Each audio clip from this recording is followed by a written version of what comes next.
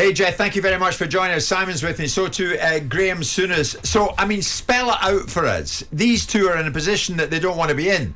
Leicester City and Nottingham Forest, Jeff. So, what is at stake here? And the prize tonight, very much the 3 points, right?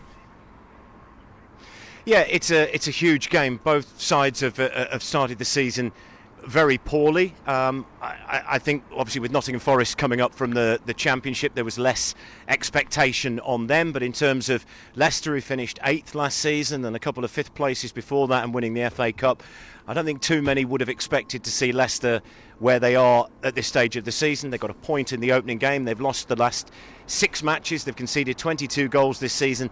They really can't afford to lose another one, and to a side that is a local rival as well, and the second worst team in the Premier League this season in Forest. I think that if Forest were to lose it, would Steve Cooper lose his job? Possibly. If Leicester lose it, would Brendan Rodgers lose his job?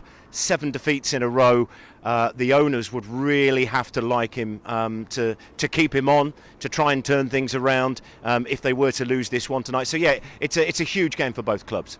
And of course, as we know, Jeff, the owners very much prominent figures going into this match. Leicester's owner top, Shrivadh Hanaprabha, is going to be there tonight for his first match in over 6 weeks. Read into that what you will.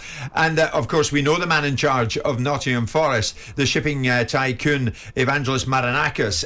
When I spoke to him at Wembley on the day that they went up to the Premier League, Jeff, I mean, he was absolutely beyond himself with what they might achieve. Marinakis, they had huge ambitions. This was him that day. It's a magic moment. We are back, and now we go for trophies. Did you think it was an impossible dream when Steve Cooper arrived? Nothing is impossible for me. If you see what I have done in my life, you see that nothing is impossible. So what can Nottingham Forest do now that they are back? What do you think? You have to be patient and see, but be ready for trophies. You've done many things in your life. How does this rate? It's one of the nicest things that I have done. What do you want to say to Steve Cooper and the players? I want to congratulate them. It was a terrific effort. Let them enjoy now. And, 40 years later, we shouldn't talk anymore about the past. We should talk about the future. Well, I mean, Simon, that was an owner having his moment, wasn't it? Be ready for trophies. Yeah. Well, be patient. Be ready for trophies. It's far from that, Simon, isn't it? Look, I mean, what any talk of Steve Cooper getting the sack is laughable.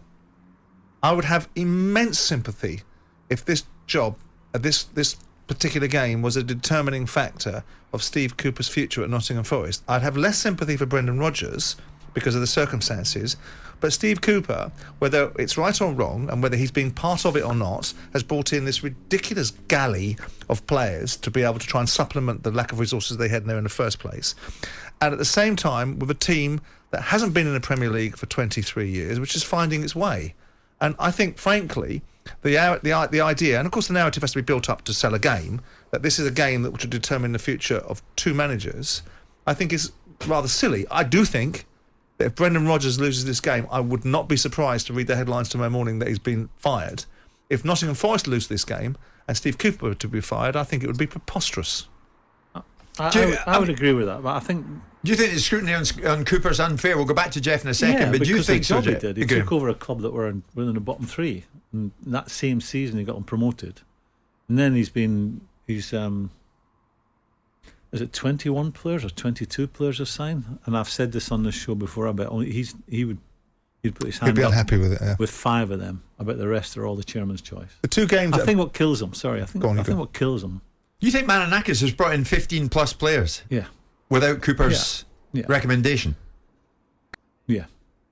I don't see how, when you're busy as a manager, we know how thick and fast the games come in the Championship, that you have time to get round and say, right, when we get into the Premier League next year, these are the players I want. His job, all of last season, on a daily basis, from morning till he goes to put his head on the pillow, would have been about focusing on the next game.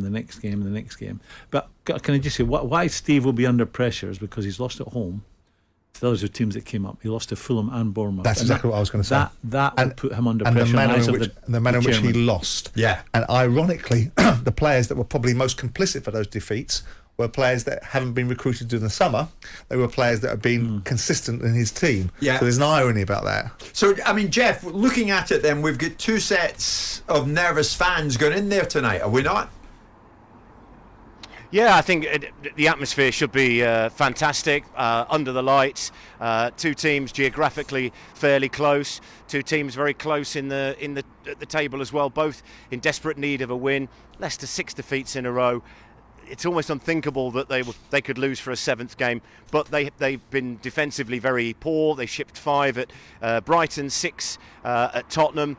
Forest, as you mentioned there, those home defeats to both Fulham and Bournemouth have been very difficult for them to take. I think the atmosphere tonight is going to be electric. I think there's going to be at Leicester doing a tifo to try and just get everybody behind the players, and whatever the fans may think about the club at the moment, how it's being run, the manager, etc. I think it's about just getting behind the players. But it's all set up to be a fantastic context here at King Power Stadium tonight. Okay, Jeff Peters, thank you very much indeed. It's live and exclusive, the commentary of Leicester against Nottingham Forest, live and exclusive on talkSPORT. Jim White and Simon Jordan. Monday to Friday mornings from 10 on AM, on DAB, via the talkSPORT app and on your smart speaker. talkSPORT.